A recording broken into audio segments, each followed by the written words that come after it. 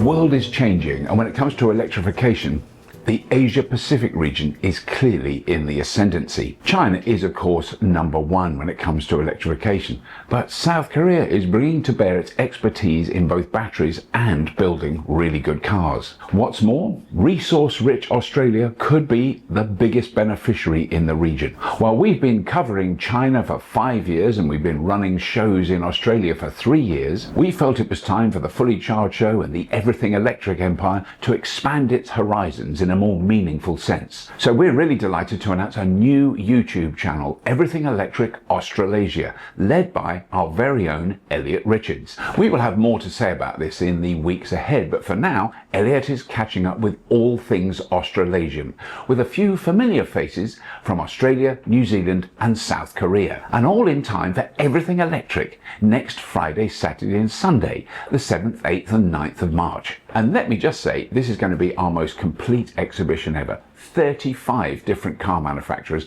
offering 10,000 test drives of different cars. Unbelievable. There's a huge array of electric, organic technologies to help you save and even make money, and we can't wait to see you there. Love the Everything Electric show? Then join us live in Sydney in March, or London in April, or in Vancouver, Farnborough and Melbourne in September, October and November 2025.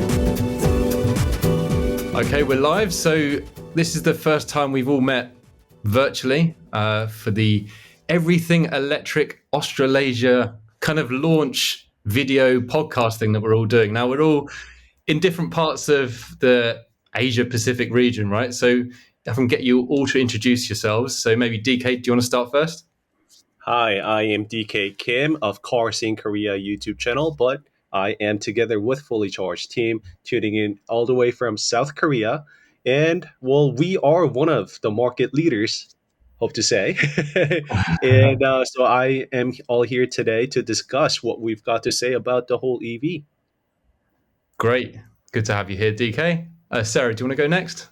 Yes, my name's Sarah Aubrey and I am from the primarily Instagram, TikTok, and a little bit of YouTube, Electrify This, which is all about decarbonisation as a whole. And part of that, I do actually review electric cars, talk about e-bikes, home electrification, and all that sort of stuff. So it's great to be here. Thank you for having me. And I'm in Sydney, Australia, and I'll be at the Fully Charged live show in Sydney very soon. Great. Hopefully catch up together there. Over to you, Gavin. Where are you at the moment? G'day, my name is Gavin Shoebridge. I am in Stockholm. I'm falling in love with my captor here, developing Stockholm Syndrome.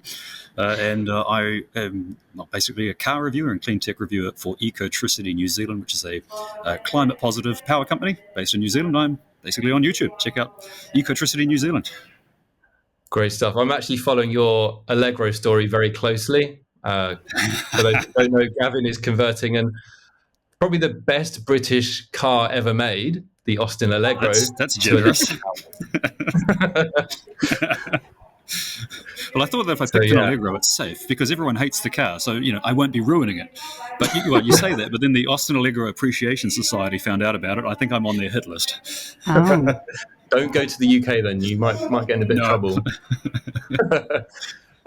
So this is obviously a new project for myself, for Fully Charged. So launching Everything Electric Australasia, which is a bit of a mouthful. But it's a real focus on this side of the world because every time I look to the US and Europe, I'm always a bit disappointed with how it's going. Now, I know US is obviously on a completely different trajectory at the moment, but with Europe, things seem to be electrifying very slowly. But over on this side of the world, with South Korea, obviously China, and then Australia and New Zealand are really picking up on the electrification game. And it's not just EVs, but it's greening the grid, solar, battery storage. So I think my kind of first discussion point is just around, if we told you 10 years ago that Chinese and Korean EVs would be dominating this region, would you have believed it? No. I would have laughed. Yeah. I mean, in Australia, the Japanese are still dominating the car market in Australia, but certainly not in the EV space. I mean, it wasn't even on the map, wasn't it? I mean, EVs, full stop. But yeah, they're definitely dominating the Australian market. It's actually amazing to see all of the cars that are coming now to Australia, and we're obviously getting stuff that the UK haven't gotten yet. I think you've only just gotten in the UK the Xpeng G6, Yes. and I drove that recently, and I think it's one of the most impressive cars I've ever driven. I thought it was better than the Tesla Model Y. It's the first mid-sized family SUV, which we are very fond of in Australia. I just went, that's outstanding. Absolutely amazing. We've got the Leapmotor C10. I'll be driving the Geely EX5 next. And we're just getting them all. And I feel like we are actually embracing them. It's really going to be exciting to watch, especially what this next year brings. Yeah, I think what happened with Australia was quite remarkable because we had the first fully charged or everything electric show there, was it 3 years ago, just after COVID? And at the time, we had a handful of car brands there, maybe 4 or 5. But then this year, I think there's about 20 going to the show, and it's quite remarkable how much it's accelerated. The growth has really grown in the last kind of few years, and it's only getting faster and faster. And 2025 looks like there's going to be a huge number of EVs coming onto the Australian market, including utes. Well, that's the big thing. So, yeah, pickup trucks are very big in Australia. And we've got the BYD Shark, which is a hybrid, of course. But that's that big segment in Australia that's just completely missing in the EV space. And you see it in the comments, they're like, when's the next electric, ute coming? And there's a frustration definitely from people. Certainly, yes, as I said, we've got mid-sized family SUVs sewn up. We've got that entire market sorted. But yeah, utes and small cars too. I personally would love to see more small cars come on the market in the EV space, but somehow we're being told that, people won't buy them, or we're being convinced that we don't want them, whereas I just think that's marketing spin to say we just want to sell you bigger cars. So there's a bit of frustration there on that part as well. I'd love to see the BYD Seagull. I'd love to see that car in Australia, but whether we get it is another matter. Oh, yeah. I'd love to see that. Can't wait. I've heard rumours that it's coming to New Zealand this year, but of course that was before the market went upside down. So who knows?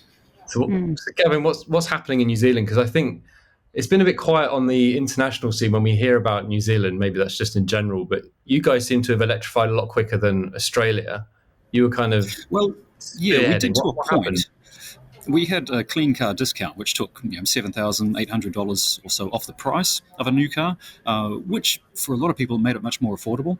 But that was before this huge wave of new entrants like the Leapmotor C10, for example, before they came in. So yes, it did help quite a lot, but then that rebate's now been gone, and now of course the market's also on its head. So right now things are sort of just idling. There is uptake of electric cars, but it's fallen down. But the whole market's fallen down. So it's not just what you might read on Facebook that these people aren't buying those electric cars. But people aren't buying cars in general. It's really, really slowed down. That being said, I just saw that the BYD Shark 6, the plug-in hybrid ute, that's just dominated 2% of all sales in New Zealand just last month, which was unexpected. That's good. Of course, RAV4 is still king, but it's not bad for you. That's kind of what's happened. Sorry, Gavin. That's kind of what's happened in our market too, in that things have kind of. We were on a really good trajectory there in about 2023, and we thought it was all going to go gangbusters, and then cost of living crisis, and so we didn't quite crack 10% by the end of 2024. We really hoped to.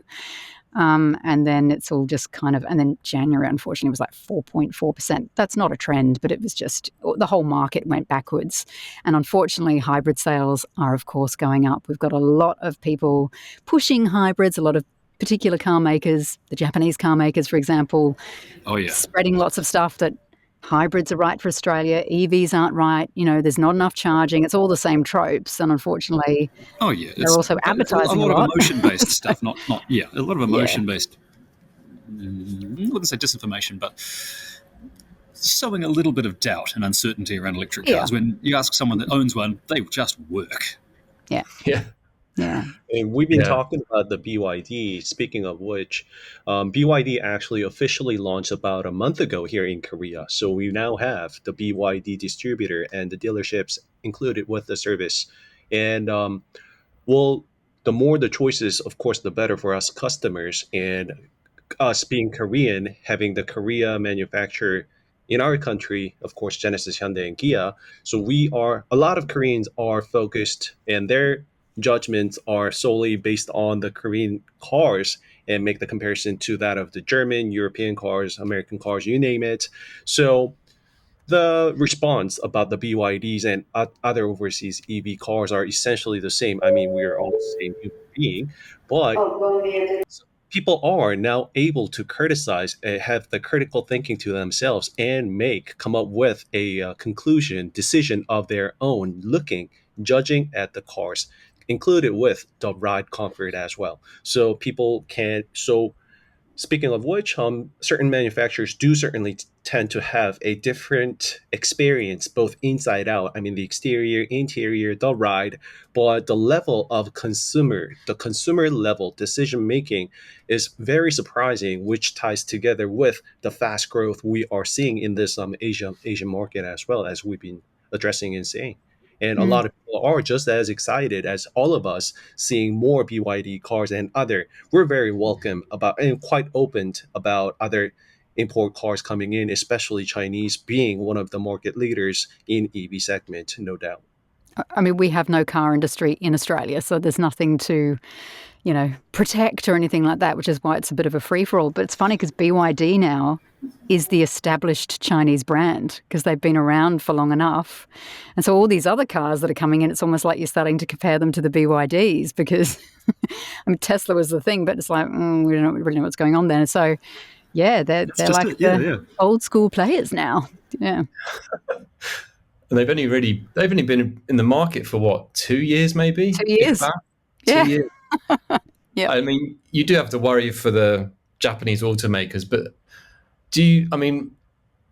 are they in denial, or are they just slow to adapt, or is it a combination of both for like the Japanese and even the US automakers? Or the German legacy ones? What's going on? Why? Well, I don't, they must be seeing what's going on in China and thinking, we should probably do something in response, but they're still just dragging their feet. I suspect they're very well aware of what's going on, and they're in panic mode right now. I mean, you look at what's happening with Nissan and Honda merging. You could imagine telling someone 10 years ago that Honda and Nissan were considering merging, which, as far as I've heard, that's fallen through. But imagine telling someone 10 years ago that mighty Honda and Nissan would be in such dire straits that they'd need to merge. It's like British Leyland all over again. They're in such denial. I'll use the word denial, but they're on the front foot trying to stop it because we have a new vehicle emission standard here in Australia. So, we want to clean up our cars and clean up our air. Toyota, the Japanese car makers, they're pushing back against that and sowing fear about it. There's a whole campaign going on that your Suzuki or your Utes going to go up $20,000. There's a whole scare campaign around it to try and stop this. And to me, that's just despicable what they're doing. And then you've got the car lobby, which is essentially a front for the Japanese car makers, who are also, every time they talk about new vehicle sales, people don't really want electric cars. And again, they sow that seed of doubt about the charging network and then saying we really should rethink that emission standard. And so that's what's happening. Plus, you've got a lot of advertising for hybrids. Plus, you've got misinformation and disinformation online. And it's all kind of coming together. And unfortunately, yes, petrol sales are suffering because of hybrids, but so are electric cars, which is really annoying. I can probably give you some insight into how badly it's going for Japanese automakers here in China, because I think what happens here is kind of 5 years before maybe elsewhere around the world. So I just saw last week that Toyota is now discounting from the manufacturer their new petrol SUV. So you can buy that now for about $12,000, brand new SUV petrol, because no one's buying it. People don't want to buy it. And so they're so desperate to get these sales that they're really pushing down the price of these petrol cars. And I think Honda sales are down about 30% in just a year. It's really brutal for the Japanese automakers over here, and it's only going to repeat that in Australasia as well. I think, Deacon, I'm interested to hear about the South Korean car companies, because they've been able to crack the US market, right? And they're in there selling electric cars in the US, and it's almost like that market is now closed off for other brands, especially the ones from China. What's been the the secret sauce for their success, do you think, over the last few years?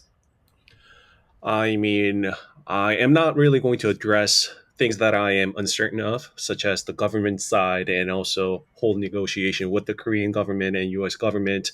But Hyundai dealership has been there for many, many years now, decades literally. And something that I find to be the ultimate answer to that would be being able to bring the ICE internal combustion engine experience to the EV as well. And I want to certainly address the Ioniq 5N EV6 GT, the fun part of the ICE to EV.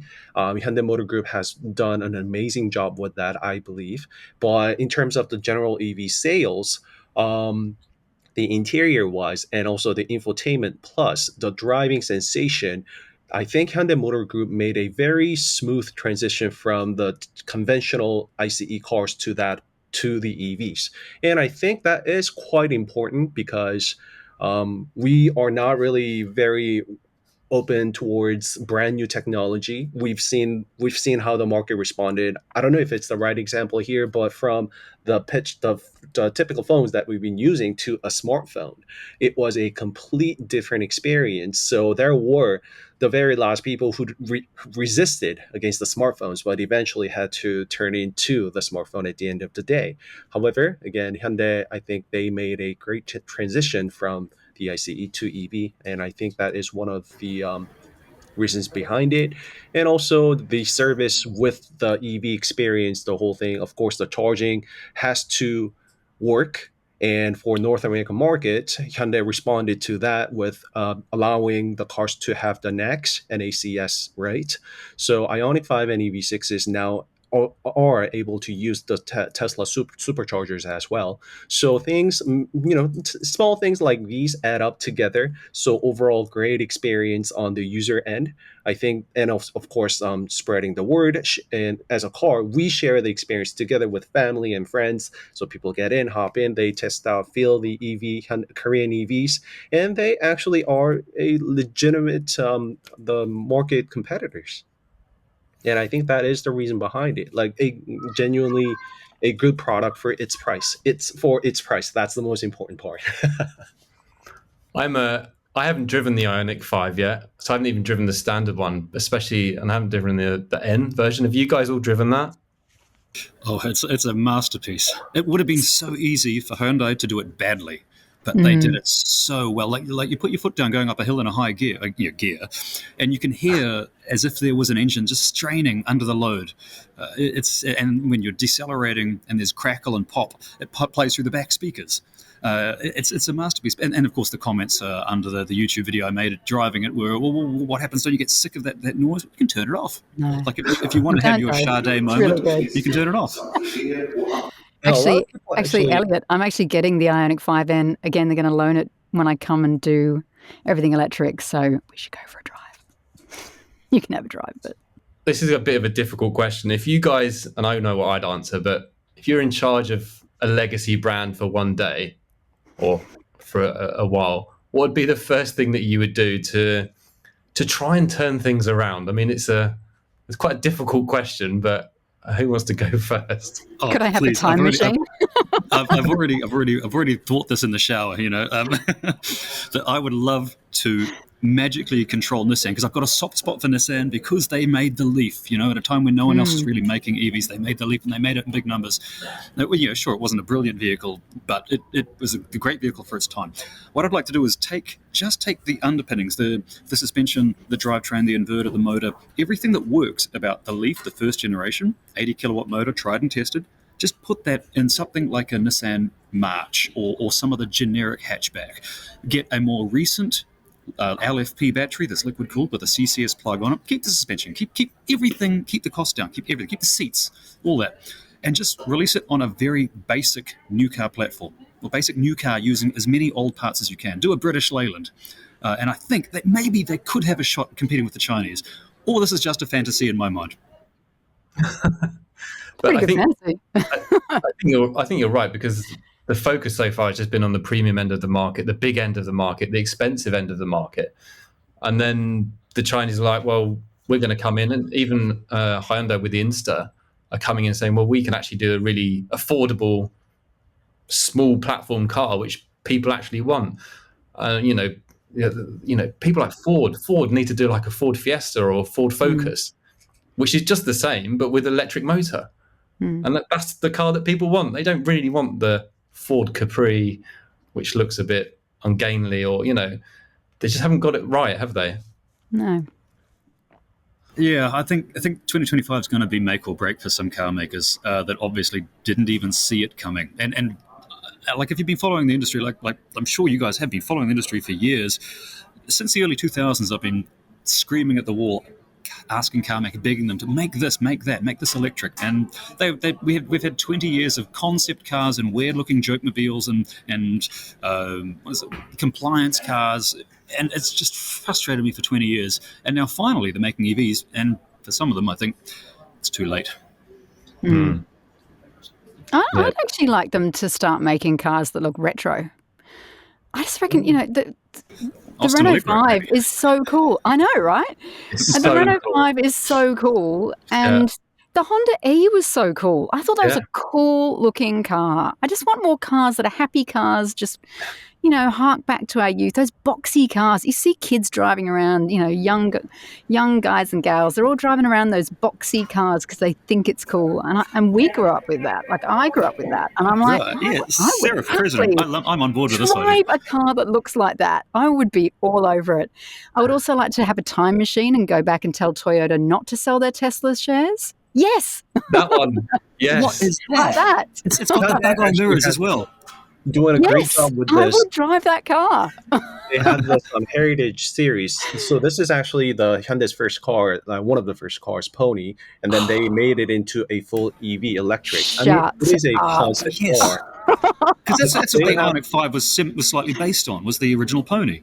That is right. That is this very car. And they also have made another version with Grandeur, which is a full-size saloon back in the days. It's also very edgy, and it's so turned it into electric. And they also have the Galloper version, which is one of the early SUVs as well. So they got these coming out, and the feedback comments I've been getting in my comment section were just out of this world. And people love this car, and a lot of people were asking if it's on sale.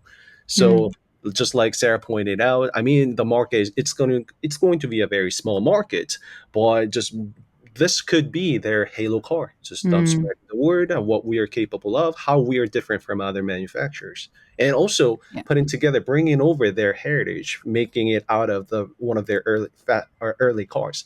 And all the companies that we've just named are fully capable of doing so. Ford, American cars, Japanese car, Honda. Just imagine they make this tiny, cute from the K cars. Bring back the late '80s Prelude. Yeah, well, yes, and give me like those little cute little boxy utes and the K trucks and the K. I mean, the Japanese could have just like. Look at us! We've just sold the auto industry in one podcast.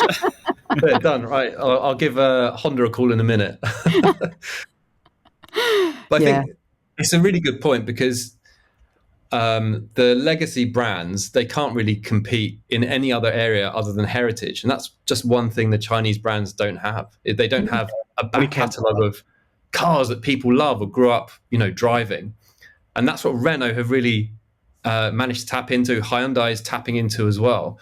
I think that's one of probably the best solutions probably out of this mess.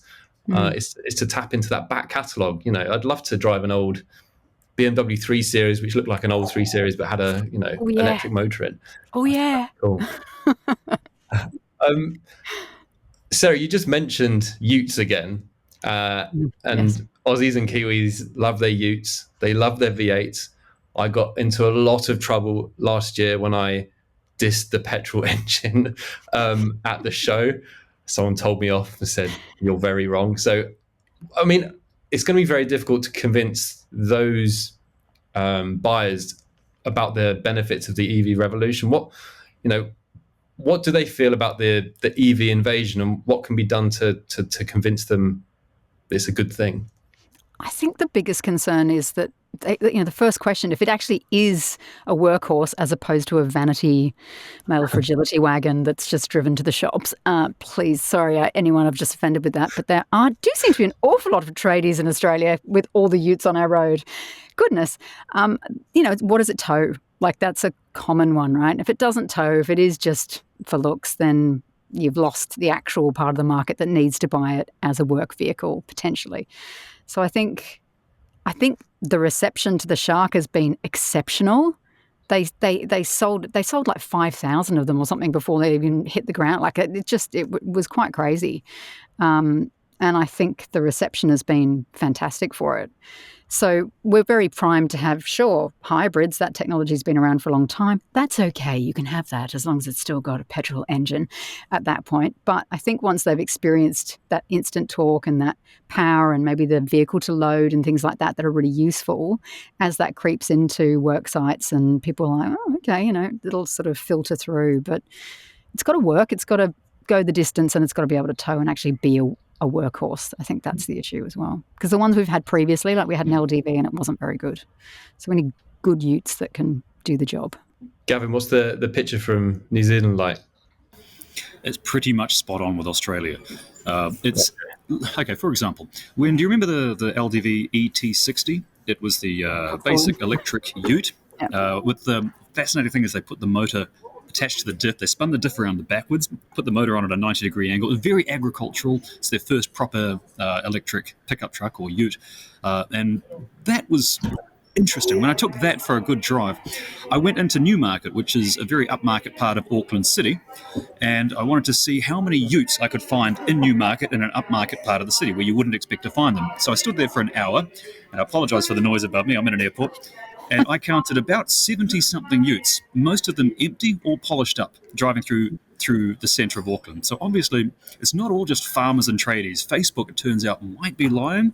But once these sharks come along with the hybrid engine, it's generate a lot of interest. Not only because it's got that petrol engine, but it's a rare thing. It's a hybrid that's not practically useless, because hybrids have laboured under horrible drivetrains of a tiny battery, a gutless electric motor, a weak petrol engine, just to make the worst of both worlds. Like the first generation Prius, for example. In theory, on paper, it sounds amazing, but in reality, it's pretty meh. But the Shark's done that differently. They put a decent sized battery in it, a reasonable engine, 1.5 litre turbocharged engine, mated together. It seems to struck a chord with a lot of farmers, tradies, and Bob from accounts in Auckland on the way to work. Big. Yeah. So I think I'm still hanging out for an all-electric ute, and I'm really keen to see what Kia is going to do with the unfortunately styled Tasman. Oh, yes. What happened there, DK? I mean, I think I saw your picture you posted online, Gavin. I was like, oh dear, what's happened there? I mean, it's great that they're bringing out an electric ute. Actually, Korea. Well, let me show you this thumbnail from my fellow friend. Tasman actually looks quite all right when you properly tune it. Let's put it that way. So with some of the AT tires and all. But going back to the EV parts, there is also a Korean company called KGM, which used to be Sangyong, now emanated by KG Group, hence KG Mobility, KGM.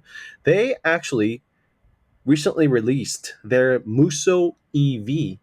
So this is a full electric car that is a ute, and it's looks like that on the profile, and it is going to launch in March. And it's we don't really know the numbers about the car just yet, but it is going to be quite practical. I think It looks great.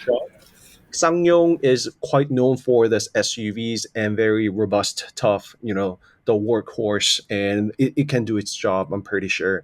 And I am really keen to test drive this car and see what it's capable of. I think my biggest disappointment has been is Geely, because they had the Radar or Radara or whatever it's called overseas, and I drove that nearly 3 years ago now here in China, and they're like, oh yeah, this isn't really for China because you can't easily register it in China. Not many people are interested in it. It's definitely for overseas markets.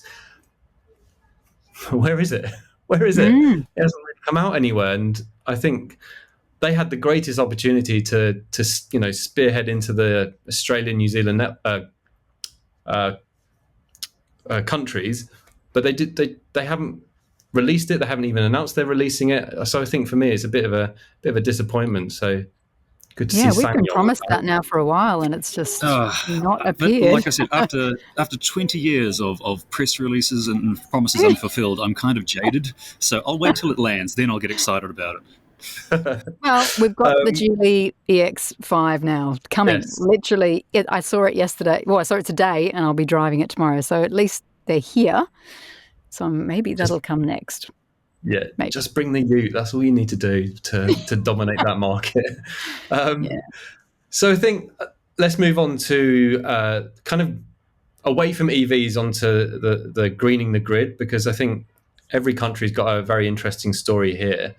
China's got these mega projects, battery storage projects, wind and everything else. But I kind of want to know what's happening in New Zealand, Australia and South Korea. What's going on with these kind of technologies in your countries? What's the most exciting thing that's kind of happened in the last year?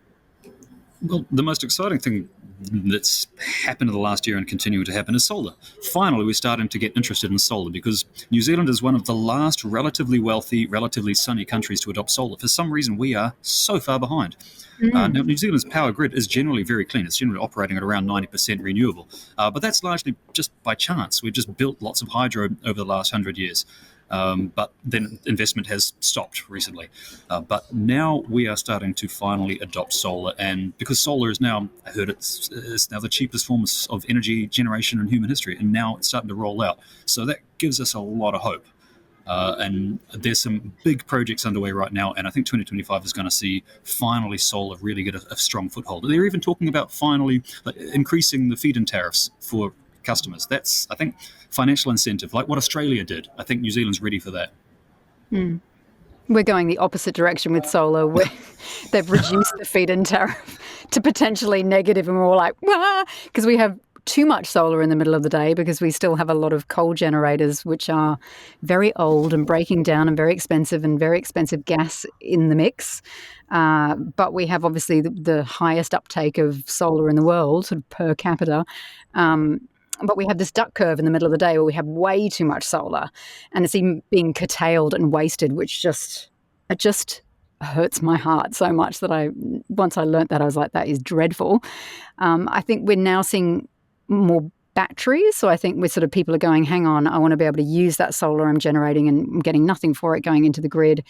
So we've got battery rebates in Australia and lots of people are taking that up. And I think we'll see more of that. There's a lot of talk in Australia about vehicle to grid and vehicle to home. So there's all sort of approvals now being allowed to let that happen. We're starting to see bidirectional chargers come in as well. A lot of interest in that. So I think that's going to be potentially some people will skip the battery and go, it's going to be the car. And we've thankfully, because our current government is much more open to renewables and keen to get them going as opposed to the previous government, we're now at, I think we were at, in the last quarter, about 42% renewables in the grid, and we were like 27% with the previous government. So it's really ramping up. Unfortunately, what's happening now, and there's lots of projects in the pipeline that are all happening and planned or being sort of constructed, but we've got a lot of anti-renewable stuff happening in Australia. So anti-wind farm in particular, even anti-solar stuff, which is mind-boggling. I mean, they've just completely missed that boat, but they're giving it a red-hot go. It's really extraordinary. It's like, we don't want offshore wind, put it on the land. We don't want onshore wind, put it on the, it's that kind of thing. And we've got this nuclear debate happening with the Conservative government in Australia, and we've got an election coming, and it's all talk about we should do nuclear, which is essentially a delay tactic to stop renewables and to extend the life of coal and gas in our system. So it's very frustrating. Thankfully, the current government are on track with renewables, although they do seem to have a very happy relationship with coal and gas, which is just really unfortunate. But they are committed to building stuff out, and we will get there, I think. But there's real pushback. Don't be mistaken. We are seeing serious pushback against renewables in Australia right now. It's silly. It seems Here in Korea- insane to me that there's people pushing it against renewables when you've got so much, sunlight and so much willing and desire to switch across. It just seems insane to me, but vested interest. Smells and all that. off. Yes. Yeah, it is. I think DK, how about Korea you? is just currently focusing on spreading the charging facility. There's more and more charging stations here and there. With Hyundai Motor Group they have what's called e-PET that pushes out the supercharging fast facility, which kind of completes their EV architecture, because the car is able to charge from 10 to 80% under 18 minutes using that facility. So of course, it's not widely accessible. However, at least there are some charging stations here and there that pumps out super fast charging speed like that. And I've been thinking if there is any thing on the government level, but not that I am keen about. But on a consumer level, I do feel and see more and more charging stations nowadays. One interesting tech that industry is working on, and it's been there for years, I know, but there has been this wireless charging station here and there, and I actually shot a video on that as well myself. And Genesis has worked together with the Korean company. Well, it's actually the overseas company that's in Korea, and it actually works just fine. It is like I think it pushed out somewhere around 10 kilowatts, which is not bad. So imagine it's all in the shopping mall. You just park there and the car is charging, and of course hassle free. You don't have to do any charging, tagging. Just it's getting charged. So that kind of interesting techs is something that I would like to share. Yeah, that's pretty much about it, I think. Yeah, I think some of the charging technologies coming out are ridiculous. Like you said, 10 to 80% in 18 minutes. I've seen here in China got 10 minutes. That's the same amount of time it takes to fill up your car with petrol, just without all the smelly fumes and everything else. And I think that's the really exciting thing. Then you can have a smaller battery, a lighter car, it's more, et cetera, et cetera. I think there's a lot to look forward to. So I think my last question is, whilst Gavin's still here and not taken off on his airplane yet, what is the most exciting thing, or one thing that you're most excited about coming to your country in the next, say, year to 18 months? I'm just going to let Sarah go, because they're all competing with announcements above my head right now. I think I'm really looking forward to a price war between the Chinese automakers so that prices get even cheaper, because they've slashed some prices. Like the MG4 was slashed briefly there to $31,000 for a brand new car, the 51 Excite, which is amazing. It's 33 grand now. So that's getting into really affordable territory. The BYD Dolphin has got a 2 in front of it before on-road costs. So we're getting into that kind of competition, which is really exciting to see. And I do think that vehicle to load, vehicle to grid, vehicle to home, vehicle to X, that's going to be the exciting thing that happens. And batteries. I think people are going to really embrace that. Being able to store their own power, and instead of decentralizing our grid, instead of having that one central source that we're used to, we're going to become this amazing mesh, and it's going to just change. We'll be able to make money and sell to the grid. And I think people will play the wholesale market. We have something here called Amber Electric, and you can play the wholesale market, and you can buy and sell power and make money. And that's just, there's so many possibilities on that front for people as well. And hopefully the biggest thing is that as we see more renewables come online, people's bills will come down, because they are expensive right now because of, unfortunately, 9 years of inaction on climate policy. On energy policy with the previous government. We've got to build out that network that is expensive and get coal and gas out of the network, which are the most expensive energy sources. So as that happens, I hope to see people really kind of go, hey, renewables are awesome, not evil, like they seem to think right now, which is really boring. And that nuclear is not a good idea. Wouldn't that be something? All right, now that they've finished announcing, I'll continue. Apologies for that. I think the most exciting thing for 2025 I'm looking forward to is more affordable cars, because New Zealand is unfortunately, a lower wage economy. So we need cheaper cars. The second-hand market now thanks to the rebate largely, has been flooded with affordable used EVs. It's one of those, in my worthless opinion, one of those examples of trickle-down economics that does actually work, where you help incentivize people who can afford electric cars, even if those people happen to be wealthy, because in 3 years, those leases are going to end, and they're going to end up on the second-hand market, and that's what's happening. And so now New Zealand is flooded with affordable used electric cars. You can get a really decent 40 kilowatt hour Nissan Leaf for 15,000 New Zealand dollars, which is probably about £7. It's a really great thing. And new renewables kicking off 2025. I'm really looking forward to seeing what's happening there. Bi-directional charging is going to be a game changer, because right now, even on my basic power plan, I get paid 16 cents per kilowatt hour that I sell back to the grid in the middle of the day, and 21 cents during peak times. This is fantastic. So I'm excited about that. That's awesome. DK, how about you? I think people just getting more familiar with the EV in general, because there are just so many things that we can do with an EV that we couldn't with the traditional ICE cars.